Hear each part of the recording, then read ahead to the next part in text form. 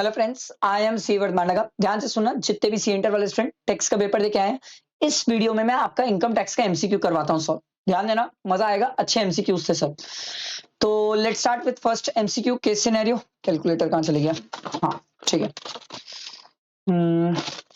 है, ठीक है, चलो लेट्स स्टार्ट। पहला केस सिनेरियो क्या बोलता है? आओ, तरीका वही है सर। पहले नीचे क्वेश्चन पढ़ो, हमसे क्या जाता है sir? Compute the total income of mister Satya. वाह, पहला ही क्वेश्चन टोटल इनकम, और 3 केस सिनेरियो है सर, मतलब 3 क्वेश्चन है। And which statement is correct in respect of losses to be carry forward in the next assessment year. और उसके बाद हमसे पूछा ग्रॉस टोटल इनकम। माँ कसम, क्या तरीका है पूछने का। पहले टोटल इनकम, फिर ग्रॉस टोटल इनकम, और बीच में कुछ और डाल दिया। चलो देख लेते हैं।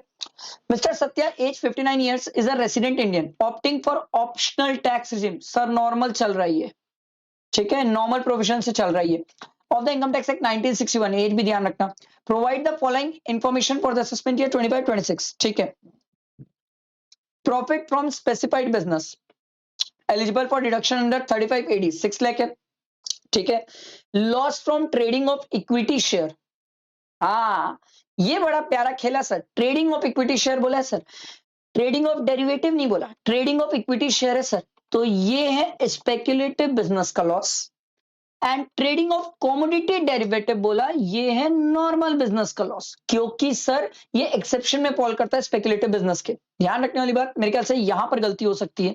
नेक्स्ट, आपसे पूछा sir, taken loan of 40 lakh from SBI for the purchase of house of stamp duty value 42 lakh January 2022। Sir आपको प्यार से 80 याद दिला रहा है वो, क्योंकि सर ये आपको याद दिला रहे हैं सर। 31 मार्च 2022 तक तो लास्ट आप ले सकते हो सर। तो 1,50,000 80 का इंटरेस्ट का क्लेम कर सकते हैं। He has let out the property in Feb 2024 for a rent of 15,000 per month, ठीक है। तो सर हमारा प्रीवियस ईयर तो 24-25 है, इस साल तो पूरा ही रेंट पे रही property. He has paid an interest, he has paid 1,60,000 towards principal. Sir 80C बोलता है सर मैक्सिमम तो मैं 1,50,000 दूंगा, इससे ज्यादा तो दूंगा ही नहीं sir. And 4,40,000 towards against interest. Low, interest सब निकाल के दिया है, पर ये इंटरेस्ट खास बात है इस क्वेश्चन में, इंटरेस्ट का कैलकुलेशन अच्छा है। Loss from betting of race horse, इसका तो कोई मतलब ही नहीं है, ये कुछ नहीं होता, ना कोई एडजस्ट है ना कैरी फॉरवर्ड, इसको छोड़ दो। तो हमसे टोटल इनकम पूछा, लेट स्टार्ट सर। तो ये हमारी पहले तो पीजीबीपी की इनकम दिख गई सर। पीजीबीपी की इनकम है सर 6 लाख रुपीस, ठीक। उसमें ये स्पेसिफाइड बिजनेस वाली ना 35 AD वाली इनकम है, ठीक। उसके बाद ये बोला sir loss from trading of equity share, speculative business का लॉस स्पेक्युलेटिव बिजनेस की इनकम से एडजस्ट होता है और कहीं एडजस्ट नहीं होता, but trading of commodity derivatives normal business का लॉस है सर। सर 75,000 सर, क्या एडजस्ट कर लेंगे? हाँ सर, कमोडिटी डेरिवेटिव्स का लॉस है 75,000, एडजस्ट कर लेंगे। अब बात हुई है लोन की, तो ये लोन तो हम कर लेंगे। पहले पीजीवीपी की इनकम फाइनली लिख लेते हैं। पीजीवीपी की इनकम है सर 5,25,000, ये पीजीवीपी का हो गया, ठीक है। ये पीजीवीपी का हो गया। आईएचपी का भी मुझे मिला सर।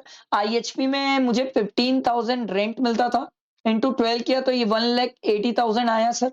माइनस कर लो 30% करना पड़ेगा। 30% कितना आएगा? 1,80,000। इसका अबे 1,80,000 इंटू 30% 54,000। माइनस कर लो तो ये आ जाएगा 1,26,000। मस्त, ये मेरा आ गया। अब माइनस है इंटरेस्ट। अब एक खास बात, वेरी वेरी इंपॉर्टेंट, एक स्टूडेंट अगर इंटरेस्ट यहाँ पूरा 4,40,000 माइनस किया होगा तो गधा है सर, माइनस करना ही नहीं चाहिए था यहाँ पर। यहाँ पूरा क्यों माइनस करोगे सर? आप इंटरेस्ट यहाँ कितना क्लेम कर सकते हो सर? एक तो 1,26,000 क्लेम कर सकते हो, और अपन नॉर्मल प्रोविजन में चल रहे सर। तो क्या आईएचपी में 2 लाख रुपीस तक का लॉस भी अलाउड है? यस सर, हम चाहे तो 2 लाख रुपीस तक का लॉस भी ला सकते हैं सर। तो प्रैक्टिकली हम इंटरेस्ट 3,26,000 क्लेम कर सकते हैं सर। आ रही बात समझ? हमारे पास टोटल इंटरेस्ट कितना है सर? 4,40,000, बट 3,26,000 हम यही क्लेम कर सकते हैं सर, आराम से क्लेम कर सकते हैं, कोई दिक्कत नहीं आएगी, ठीक। तो ये हमने क्लेम किया, तो ये कितना आ गया सर? 1,26,000 माइनस 3,26,000, तो ये तो 2 लाख का लॉस आ जाएगा। ये 2 लाख का लॉस सर आईएचपी का लॉस है सर। क्या पीजीपी से एडजस्ट होगा? हाँ सर, डेफिनेटली पीजीपी से लॉस एडजस्ट हो जाएगा सर। तो ये कितना आ जाएगा सर? 3,25,000। ये बात समझ आई सर? यही तो अच्छा पॉइंट लगा मेरे को, मस्त वाला पॉइंट था सर। तो हमसे पहले पूछा था सर टोटल इनकम, अभी तो टोटल इनकम पूछा है ना। लो भाई, तो ये आ गया मेरा 3,25,000 ये मेरी GTI आ गई है सर, क्योंकि इसमें सर डिडक्शन भी तो है सर। डिडक्शन एक है ATC की जो है 1,50,000 सर, और एक है सर ATEEA की सर। ATEEA में अपन इंटरेस्ट कितना क्लेम करेंगे सर? 4,40,000 का इंटरेस्ट था, जिसमें से 3,26,000 मैंने IHP में क्लेम कर लिया, तो 1,14,000 का मैं क्लेम कर सकता हूँ ATEEA में, 1,14,000 का। तो इसको माइनस कर लो, कितना आ रहा है? 3,25,000 माइनस 1,50,000 माइनस 1,14,000, 14,000 सर, 61,000 आ रहा है सर मेरा टोटल इनकम। तो टोटल इनकम मिल गई हमें 61,000। नाइस, ठीक। फिर बोला था which of the statement is correct in respect of losses. देखो, loss from trading of equity share 50,000, loss from betting 8 साल, पागल है क्या?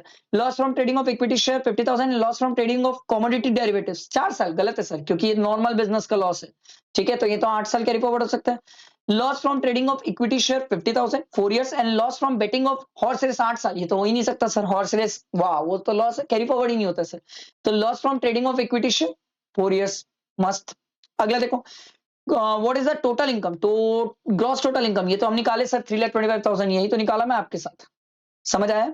मेरे हिसाब से क्लियर हुआ होगा। इन केस किसी स्टूडेंट का MCQ केस सिनेरियोज या टेक्स्ट का पेपर अच्छा नहीं गया हो, तो आप मुझे पर्सनली पिन कर सकते हो सर। ये मेरा नंबर है सर, आप मुझे व्हाट्सएप में पिन करो, मैं आपको वादा है रिस्पॉन्स मिलेगा, ये मेरा वादा है, सबको रिस्पॉन्स मिलेगा, ठीक है? जिसका भी टेक्स्ट का पेपर अच्छा नहीं गया है, ठीक। चलो लेट स्टार्ट सर। अगला बोल रहा है sir, on 18 June unexplained money, आहा, अनएक्सप्लेन मनी 30 लाख है detected of mister Mahesh, expenses of 10 lakh मिलता नहीं है, he is a brought forward business loss, ये हम एडजस्ट कर नहीं सकते सर, तो इसका 78% कर लेते हैं। 30 लाख इंटू 78%, सर 23,40,000। मेरे हिसाब से तो सिंपल था। Next, Mr. Shivam, a resident individual has made the following payment to ABC Limited to purchase overseas tour package program. ओहो, amendment, overseas tour package program पूछ दिया। ये तो हम चाहते ही थे सर पूछे, क्योंकि ये पूछना जरूरी था sir, overseas tour package program को, क्योंकि इस पे अमेंडमेंट हुआ था। मैंने आपको बोला था लास्ट टाइम के अमेंडमेंट्स देख के जाना, आ सकता है एग्जाम में। आ गया अमेंडमेंट। तो सर बात ये है कि सर 7 लाख तक 5% है, और 7 लाख से ऊपर में 20% है, यही कहानी थी सर। तो हमने 4 लाख रुपीज रेमिट किया है, तो 4 लाख का 5%, और यहां 5 में से 3 लाख में 5% लगेगा, और बचे 2 लाख पे सर 20% लगेगा। तो करना पड़ेगा सर, 4 लाख का 5% कितना हो गया सर? 20,000।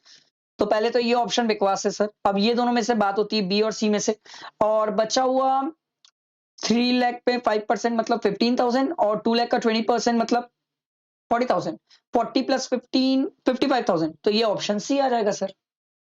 समझ आया? क्लियर हुआ सर? मस्त था ये क्वेश्चन, अच्छा था, ठीक है? मेरे हिसाब से तो बढ़िया था, मैं इसीलिए बोलता हूँ सर अमेंडमेंट लास्ट 2-3 अटेम्प्ट की देख के जाया करो सर, ठीक। चलो आओ पहले नीचे केस सिनेरियो में क्वेश्चन पढ़ेंगे। MCQ 6 to 8 है sir. Income from house property पूछ रहा है, टोटल टैक्स लायबिलिटी पूछ लिया, वेरी नाइस। और कैपिटल गेन, लो भैया, बहुत बवाल था इसका कैपिटल गेन का, ठीक है? An exemption available to mister Gopi for purchasing residential plot. Sir plot purchase करने में कोई एग्जेम्पशन नहीं है सर, ठीक है? चलो बाकी तो देखते हैं, ऊपर केस सिनेरियो पढ़ के पता चलेगा। Mr. Gopal, age 33 years, is a resident individual, sold one of his residential house property for 60 lakh on, oh my God, 31st August 2024. Sir कैसे करे सर? 23rd जुलाई के बाद बेचा है, और खरीदा पहले ही होगा, गारंटीड है sir. 14/10/2021 sir, which ever option is beneficial for the assessee, वो उस बेसिस में टैक्स लायबिलिटी होगी, क्योंकि नीचे मुझसे टैक्स लायबिलिटी पूछा है। कैपिटल गेन तो कोई बच्चा भी बता देगा सर, 60 लाख माइनस 45 लाख, लो मिल गया आंसर, एक तो मिल गया। कैपिटल गेन पे लड़ाई नहीं थी यहां पर, मेरे को तो लगता है वो गड़बड़ पूरी पूरी टैक्स लायबिलिटी में ही होगी। चलो देखते हैं, आगे बढ़ते हैं, मैं ये आपके सामने सॉल्व करूंगा, चाहे तो अभी सॉल्व कर सकते हैं, बट आगे पढ़ लेते हैं। His old tenant paid him a rent in arrear for the above said property on 12/11/2024 for an amount of 75,000, which was treated as unrealized by Mr. Gopal during earlier years. He purchased a residential plot on 8/12/2024 for 5 lakh, but no construction was started till date. Although he earned 30,000 as a rent from plot in the last quarter of the previous year. Sir, जमीन किराए पे दिया है, US की income, unrealise rent recover किया, इसमें 30% minus कर दो, तो 75,000 माइनस 30% किया तो 52,500, और ये 30,000 तो ये 82,500, ठीक है। अब जैसे आईएचपी की इनकम पूछा था ना, ये तो आ गया आईएचपी की इनकम सर 52,500, आईएचपी की इनकम तो आ गई सर, ठीक है। और हमसे क्या पूछा है सर, और तो कैपिटल गेन टैक्स लायबिलिटी निकालना है सर। अब कैपिटल गेन के लिए मेहनत करना पड़ेगा सर। एक तो 60 माइनस 45 15 लाख, इसका सरकार के हिसाब से 12.5%, 15 लाख इंटू 12.5%, ये होता है सर निर्मला सीतारमन के हिसाब से। अब चलते हैं राघव चड्डा, 60 लाख 45 लाख इंटू 363, इंडेक्सेशन करना पड़ेगा ना। 45 लाख कब का है सर, ये है 21-22 का सीआईआई कितना दिया हुआ है 317, ये हमारा राघव चड्डा था सर। यहाँ पर 45 लाख, इसने बोला 45 लाख इंटू 363 डिवाइडेड बाय 317, ये आ रहा है सर 515299, ले लो, इसको माइनस कर लो 60 लाख से, तो ये आ रहा है सर 847003, और राघव चड्डा के हिसाब से इसमें 20% करना था, इसका 20% 169,400 या 1 ले लेना, ठीक है। बट एक खास बात पता है आपको, एक मस्त वाली बात है सर, ये बंदा ध्यान देना sir, opting for default tax regime में, तो इसके लिए बेसिक एग्जेम्पशन लिमिट 3 लाख है sir, 3 lakh basic exemption limit है। इसकी अदर इनकम हमने पता कर ली थी सर 82,500, तो 3 लाख में से 82,500 हटा दो सर, 3 लाख माइनस 82,500, इसके पास 217500 की बेसिक एग्जेम्पशन लिमिट अभी भी बची हुई है। सर क्या ये बंदा इंडिविजुअल है? हाँ सर। क्या ये सेक्शन 112 में बेसिक एग्जेम्पशन लिमिट का फायदा उठा सकता है? यस सर, उठा सकता है। तो इसका जितना भी कैपिटल गेन आया है, ठीक है, इसमें से एडजस्ट कर लेते हैं, 847003 माइनस 217500 कितना आएगा, 847003 माइनस 217500, अभी यार कहाँ अटक जाता है, ये आ रहा है, ये आ रहा है 629503, इसका 20% कर लो सर, इसका 20%, ये आएगा सर 125901 आ जाएगा सर, 1 आ जाएगा, वो राउंड फिगर है सर, ठीक है। अब यहां पर भी एक स्टूडेंट बोला सर फिर तो यहां पर भी ट्राई कर लो, मैं बोला कर ले भाई, 15 लाख माइनस 217500, 15 लाख माइनस 217500 बचा, ये आएगा 128750 इंटू 12.5%, इसका 12.5%, ये 160 आ रहा है, तो 313 ले लो। तो हमें निर्मला सीतारमन नहीं पसंद, हमें तो राघव चड्डा पसंद आया सर, क्योंकि राघव चड्डा के हिसाब से हमारा टैक्स ये आया, ठीक, प्लस 4% भी कर लेना सर, तो 125901 प्लस 4%, तो ये आ रहा है 130937, इसको राउंड फिगर कर लेना, 130940 आ जाएगा सर। आओ देखो कहाँ गया यार टैक्स, ये रहा सर, समझ आया? मेरे हिसाब से बहुत सारे स्टूडेंट ने ये मिस्टेक की होगी कि वो ये वाला कर लिए होंगे, गलती किए होंगे सर, बहुत सारे स्टूडेंट ये गलती किए होंगे। आई होप समझ आया होगा, आई होप समझ आया होगा। ये तो जीएसटी के केस सिनेरियोज आ गए, इसको अपन नेक्स्ट वीडियो में करते हैं। ये मैंने आपको इनकम टैक्स का केस सिनेरियो करवा दिया, लाइक करना, फ्रेंड्स को शेयर करना, और जिनको भी टैक्स में इश्यूज हो, टैक्स का पेपर अच्छा नहीं गया हो, ये मेरा नंबर है सर, आप मुझे व्हाट्सएप में पिन करना, थोड़ा पेशेंस रखना, वादा है मेरा सबको रिस्पॉन्स मिलेगा, 1 to 1 कॉलिंग करूंगा और मैं रिस्पॉन्ड करूंगा, ठीक है। चलो thank you. Hello friends, I am सेवर मांडगा, ध्यान से सुनना, इससे पहले मैंने इनकम टैक्स के एमसीक्यू का आंसर बताया था, अब जीएसटी की बारी है सर। चलो ध्यान दो, केस सिनेरियो पढ़ने का तरीका वही है जो मैंने पहले भी सिखाया था सर, मैंने 30 केस सिनेरियो सॉल्व कराए थे सर। चलो लेट्स सी कितना हम कर पाते हैं। 9 to 11 क्वेश्चन की बातें हो रही है सर, तो क्वेश्चन में हमसे क्या पूछा है, कंसाइनमेंट वैल्यू ऑफ गुड्स, ओहो ईवे वाली बात sir, supplied to Kerala to mister Mathur in order to determine applicability of issue of e way bill, ठीक है। बैलेंस बोल रहा है इलेक्ट्रॉनिक क्रेडिट लेजर और कैश लेजर का, ठीक है, after filing return of April 2024, और date of issue of invoice, due date, आपसे ड्यू डेट पूछ रहा है, and the value of such invoice भी पूछ रहा है। तो लेट्स सी केस सिनेरियो पढ़ते, देखो, Raj Enterprises a partnership firm registered under GST is engaged in the sale of both taxable and exempt supply and services in Bhubaneswar Orissa. भैया Raj Enterprises partnership firm registered है, भुवनेश्वर उड़ीसा की है, On 20th March 2024, it entered into with the contract of providing painting services to one of its clients for its office. The value of the whole contract was pre-decided for 2 lakh rupees. The due date to complete the contract was estimated to be 20th April. However, due to some dispute with the client, painting services was stopped abruptly on 31st March. कुछ reason से रोक दिया होगा sir. Only 60% of the work was completed on 31st March 2024. Oh my God. Sir 60% work he complete हुआ है. तो sir percentage से linked है. तो परसेंटेज से लिंक्ड है तो सर जब जिस दिन परसेंटेज हमें पता चला उससे 30 डेज के अंदर इनवॉइस इशू हो जाना चाहिए. तो 31st मार्च इससे 30 डेज देखोगे तो 30th अप्रैल तक इनवॉइस इशू हो जाना चाहिए. और वैल्यू कितनी होगी 60% परसेंटेज लिंक्ड है सर. तो सर 60% तो 2 लाख का 60% कितना हो जाएगा सर 1,20,000. लो भैया एक का आंसर तो मिल गया. एक तो मुझसे पूछा था ना सर. कहाँ गया भाई ये रहा. ठीक है नेक्स्ट आगे पढ़ते हैं. ये देखो ये तरीका जो मैंने सिखाया था पता नहीं कितने स्टूडेंट इसको फॉलो करे एग्जाम में नहीं करे. राम मालिक. Raj Enterprises received a new order from Mathur of Kerala on 25th April 2024 for supply consisting both taxable and exempted. He sold goods amounted to rupees 55,000 out of which goods worth 10,000 was exempt. ओहो ठीक है. तो sir 55,000 minus 10,000 ई invoicing के लिए exam को छोड़ दो sir. बचा 45,000 प्लस जीएसटी. जीएसटी दिया होगा सर. जीएसटी 12% ऐड करके देखना पड़ेगा सर. 45,000 प्लस 12% यार 50,400. लो भैया इसका भी आंसर मिल गया. आगे बढ़ते हैं. The accountant of the firm advised the firm that the requirement of e-payable is based on the ठीक है बकवास. The firm has received a GST refund of 50,000 which was sanctioned by the department erroneously. Okay. And credited to the cash ledger of the firm. ठीक है 50,000 रुपए refund मिला था GST को जो डिपार्टमेंट ने गलती से हमें दे दिया था और वो हमारे कैश लेजर में पड़ा हुआ है. ठीक है. And interest of 1100 was payable by the firm. Interest तो कैश लेजर से ही पे करूंगा owing to the late payment of GST for the previous tax period. The firm output tax liability for the month of April 2024 is output tax liability 2,50,000 है. Opening balance इतना electronic credit ledger 260 है but maximum use तो हम 250 करेंगे. 10,000 हम carry forward कर लेंगे. Opening balance the cash ledger 70,000 जिसमें से 50,000 वो है जो गलती से क्रेडिट हुआ था सर डिपार्टमेंट से. तो हटा दो 50,000 तो बचा कितना 20,000. इस 20,000 में से 1100 हम कैश में पे कर देंगे. तो 20,000 माइनस 1100 ये कितना आ जाएगा सर 20,000 माइनस 1100 ये आ रहा है सर. अरे क्या हो गया कैलसी. 20,000 माइनस 1100 ये आ रहा है सर 18,900. ये हमारे पास कैश लेजर में पड़ा हुआ है सर. तो हमसे तो क्वेश्चन यही पूछा था सर. कहाँ गया यार.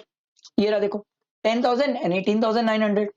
चलो नेक्स्ट केस सिनेरियो देखते हैं. अच्छा ये तो एमसीक्यू है. देखो aggregate turnover of techno private limited a registered person is 800 crore. Which of the following statement is correct in respect of dynamic QR code. Oh my God.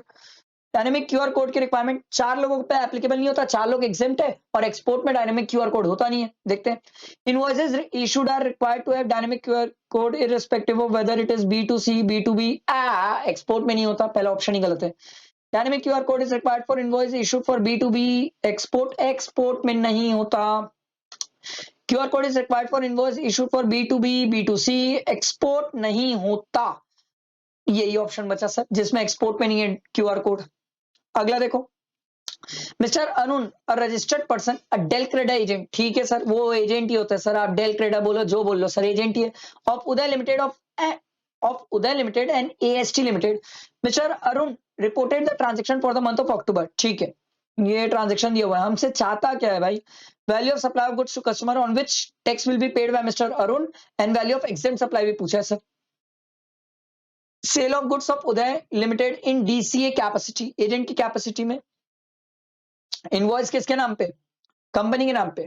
तो सर इस case में एजेंट क्यों जीएसटी पे करेगा. Company करेगी ना sir. Company के नाम पे बिल है. Sale of goods of AST limited in DCA capacity invoice was issued by agent के नाम पे. ये हुई ना बात. मिल गया मेरे को. वैल्यू तो 2,20,000 मिल गया. ठीक है बाकी वैल्यू ऑफ एग्जाम भी पता कर लेते.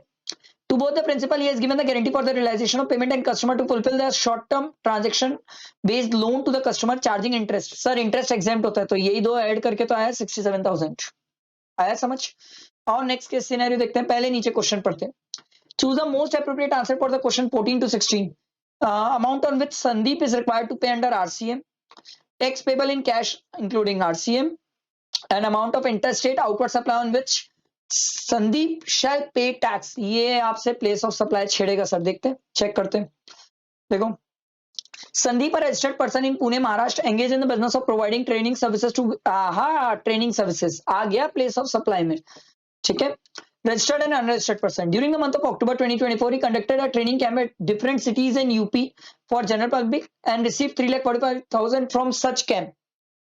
तो यूपी में ट्रेनिंग सर्विसेज प्रोवाइड किया है, ठीक है, फॉर जनरल पब्लिक, ठीक है। रजिस्टर्ड पर्सन होता तो लोकेशन ऑफ सच पर्सन, और रजिस्टर्ड पर्सन नहीं है तो सर वेयर द ट्रेनिंग और performance appraisal services is provided, कहां पर प्रोवाइड कर रहे हैं, यूपी में। ये बंदा कहां का है, पुणे महाराष्ट्र, तो value of inter state outward supply 3,45,000 मिल गया मेरे को। आगे बढ़ते हैं। He is hired by mister Aryan, he was hired by Arihant Pharma Limited registered in Goa to provide training to its employees for a total consideration of 2,25,000। देखो, एक इसने 3,45,000 की सर्विसेज प्रोवाइड की और गोवा में 2,25,000 की है, दोनों को ऐड कर लोगे तो कितना आ जाएगा, 5,70,000। तो हमसे तो इंटरस्टेट पूछा था, तो इंटरस्टेट के केस में क्या हो जाएगा, 5,70,000 सर। नीचे आ जाओ सर, ये देखो 5,70,000 आया समझ। नेक्स्ट आगे देखो, the training was given to 20 employees at Mumbai, Maharashtra. Sandeep also gave his residential property in Mumbai to Arihant Pharma Limited for the stay of its employee, exempt. Renting of residential dwelling for the purpose of use of residence, exempt. 10,000 per person was additionally charged by Sandeep for the period of stay, ठीक है। Sandeep hired a bus from Ravi for 50,000 for 30 days to transport trainees. The bus has a sitting capacity to transport 20 trainees. इसने बस किराए पे लिया sir, तो इस पे जीएसटी की बात होगी। सर जीएसटी का रेट कितना है यार, अच्छा 18 है, नीचे दिया हुआ ना 9,918, तो सर 18% कितना हो जाएगा, 9,000, ठीक है। Cost of fuel included in the consideration to be paid to Ravi. Sandeep also received security services from Protect Your Security Limited. Sir, security services provided by any person other than body corporate. Reverse charge होता है to a registered person, ये तो body corporate ने provide किया है, reverse charge की बात ही नहीं आएगी सर, तो रिवर्स चार्ज 0। अब हमसे value tax payable in cash भी बोला और इंटरस्टेट तो मिल गया सर 3,45,000, ये तो इंटरस्टेट मिल गया। और टैक्स पेबल इन कैश ये हमें निकालना पड़ेगा sir, tax payable in cash निकालना पड़ेगा, क्योंकि 3,45,000 प्लस 2,25,000 हम रिसीव किए प्लस 2,25,000 ये आ रहा है सर 5,70,000, दोनों को ऐड करके इस पे 18% जीएसटी, इसका 18% जीएसटी 102600। हमने बस किराए पे ली थी, उसमें 9,000 हमने जीएसटी पे किया था सर, क्रेडिट ले लो सर, तो ये आ रहा है 93,600। मेरे हिसाब से तो यही होना चाहिए सर, 93,600। और एक मिनट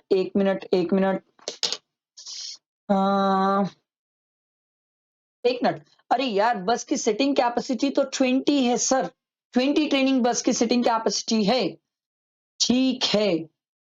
तो हमसे तो यही पूछा था, और जो अपन ने ये सिक्योरिटी सर्विसेज लिए इसमें भी तो हमने सर जीएसटी पे किया होगा 18%, तो ये 35,000 का 18% मैंने पे किया 6,300, ये भी तो क्रेडिट है मेरे पास, तो 6,300 की क्रेडिट और माइनस हो जाएगी, तो ये आ जाएगा माइनस करने के बाद 87,300, ये आना चाहिए मेरे हिसाब से सर। माइट भी पॉसिबल आंसर कुछ वेरी कर सकता है, बट मेरे हिसाब से तो ये आना चाहिए सर। तो ये मैंने जीएसटी का एमसीक्यू भी आपको बता दिया, आई होप क्लियर हुआ होगा। मेरे ख्याल से ये आरसीएम में बहुत सारे लोग गड़बड़ किए कि Sandeep also received the security services, हमने पढ़ा था sir security services provided by any person other than body corporate to a registered person, reverse charge है सर, ये जो प्रोवाइड कर रहा है वो बॉडी कॉर्पोरेट है, तो ध्यान रखना इस चीज का। मेरे ख्याल से इसमें मिस्टेक हुई होगी। इन केस अगर किसी का टैक्स का पेपर अच्छा नहीं गया तो आप मुझे पिन कर सकते हो व्हाट्सएप में, मैं आपको 1-to-1 गाइडेंस प्रोवाइड करूंगा, ये मेरा नंबर है, व्हाट्सएप में पिन करना, थोड़ा पेशेंस रखना क्योंकि बहुत सारे कॉल और मैसेज रहते हैं, थोड़ा टाइम लगता है रिस्पॉन्ड करने में, बट ये वादा है सबको रिस्पॉन्स मिलेगा, ठीक है। तो ये फ्रेंड्स को शेयर करो, ये मैंने आपका जीएसटी का भी एमसीक्यू सॉल्व करवा दिया, आई होप क्लैरिटी मिली होगी और इससे बहुत हेल्प होगी सर, ठीक है। चलो, माइट बी पॉसिबल एक आधा आंसर कुछ शायद इन केस शायद वेरी करे, बट मेरे हिसाब से तो यही आंसर होना चाहिए। ठीक है, ठीक है, बाकी तो देखते हैं सर। चलो, सब जितने लोगों को भी कोई डाउट क्वेरीज हो आप मुझे व्हाट्सएप पे पिन कर सकते हो। ठीक है, चलो, थैंक यू। लाइक करना और फ्रेंड्स को शेयर भी करना।